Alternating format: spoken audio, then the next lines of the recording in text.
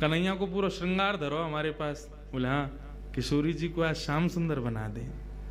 संपूर्ण कन्हैया को श्रृंगार आज किशोरी जी को चढ़ा करके और उन्हीं को श्याम सुंदर बना करके या की बिचारी के प्राण बचाए लेंगे। ये कृष्ण वीरेन अब कन्हैया कौन पकड़ के लाभो, तो वैसे ही रूठो बैठो हमते। कन्हैया तो ला ना सके, आज किशोरी जी को श्याम सुंदर बना मैं।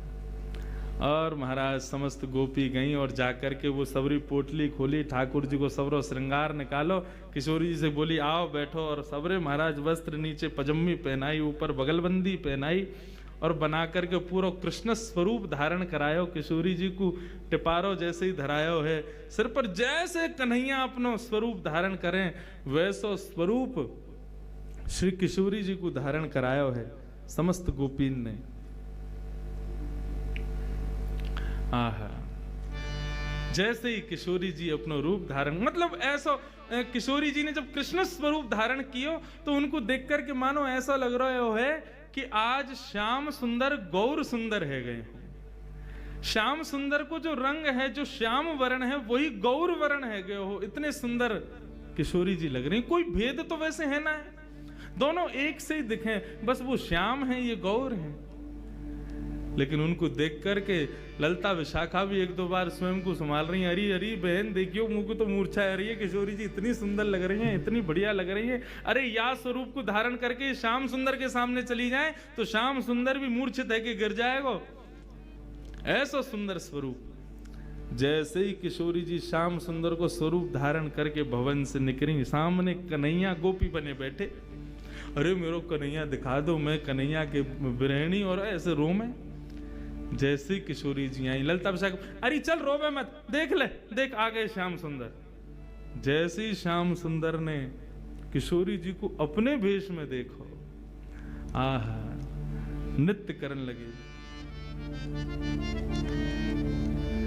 कृष्ण दरस सोवट की ग्वालिनी, कृष्ण दरस सोवट की ग्वालिनी, कृष्ण दरस सोवट की ग्वालिनी, कृष्ण दरस सोवट की ग्वालिनी, कृष्ण दरस सोवट की ग्वालिनी।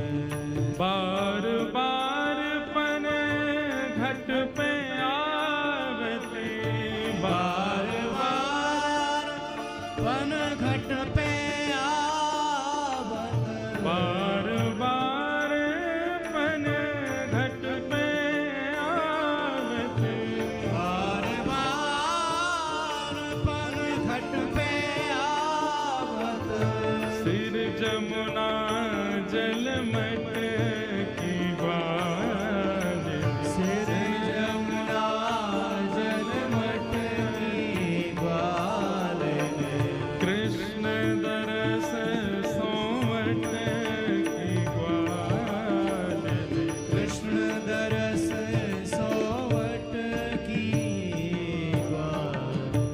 मनमोहन को रूप सुधा निधि, मनमोहन को रूप स्वधा निधि, मनमोहन को रूप सुधा निधि, मनमोहन को रूप सुधा निधि, श्याम सुंदर को रूप सुधा निधि, श्याम सुंदर को रूप सुधा आज श्याम सुंदर के रूप में गौर सुंदर सामने खड़ी हैं, और गौर सुंदर के हाथ में अपनी वंशी देख करके, माथे पर मोर मुकुट देख करके, छुत्र घंटिका देख करके, पावन में पाजेब देख करके, मानो कन्हैया भी एक बार को भूल गए हो कि मैं कृष्ण हूँ। स्वयं गोपी भाव में प्रकट होकर के चारों तरफ नृत्य कर रहे हैं। किशोरी जी को कृष्ण रूप में देख करके आनंदित हो रहे हैं। मनमोहन को रूप सुधा निधि, मनमोहन को रूप स्वधा निधि, विवत प्रेम रस घट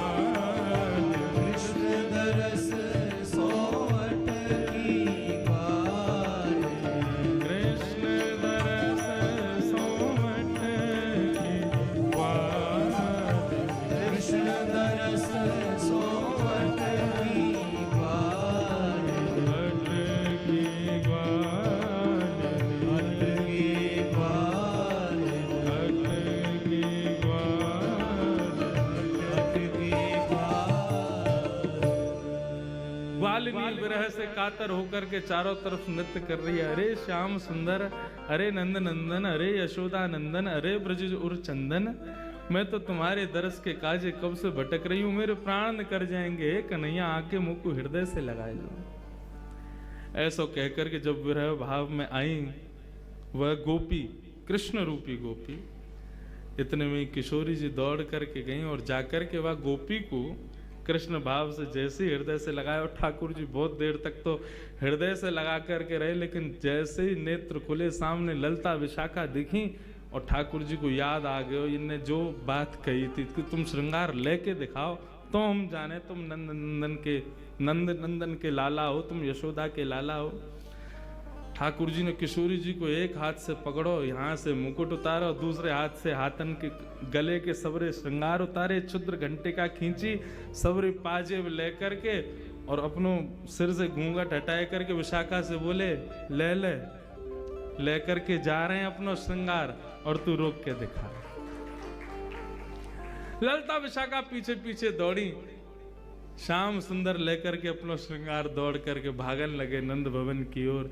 लेकिन किशोरी जी को तो वही रूप, वही भाव, वही स्वरूप वो ठाकुर जी के चित्त में बस गए। ऐसा भाव हम सुने कि ठाकुर जी कभी कभी कुंज में विराज करके किशोरी जी को श्रृंगार करें, किशोरी जी ठाकुर जी को श्रृंगार करें। ये श्रृंगार में कहा करें, यही करें, ठाकुर जी किशोरी जी को श्याम सुंदर बनावे और श्याम सुंदर किशोरी जी को, ठाकुर जी किशोरी जी को श्याम सुंदर बनावे और किशोरी जी श्याम सुंदर को श्री किशोरी बनावे। और दोनों एक दूसरे को भाव, एक दूसरे को श्रृंगार, वही सब धारण करके संपूर्ण लीला को संवरण करें और यही से हम सबन को सुख प्राप्त हो गए। ऐसी ये ठाकुर जी की निभृत निकुंज की लीला है। आप कहेंगे यहां तो ललता विशाखा भी है। ललता विशाखा बाह्य रूप से है, लेकिन किशोरी जी की मनोदशा और ठाकुर जी की मनोदशा जो है वो निभृत निकुंज की है। किशोरी जी के संग में ठाकुर जी कछु भी करें, लेकिन किशोरी जी वहां में उनके सुख को विचार करें, ठाकुर जी उनके सुख को विचार करें, यही निभृत निकुंज है। निभृत निकुंज में मानव हम प्रवेश कर नहीं सकते और करने का प्रयास करना भी नहीं चाहिए। निभृत निकुंज का तो केवल दूर से दर्शन हो जाए, उसका अनुभव हो जाए। ठाकुर जी कछु बतियाए हैं किशोरी जी से, आपको वो खुसुर पुसुर केवल अनुभव है जाए, बस वहां में ज्यादा प्रवेश को विचार मत करो। ठाकुर जी की कृपा है कि आपको यहां तक भी आने को अवसर मिल रहे हो है, लेकिन वहां के भीतर प्रवेश हमको मिले, वहां को भाव मत रखो। कुंज में रहें, निकुंज में रहें, परंतु निभृत निकुंज में तो केवल श्यामा श्याम रहें।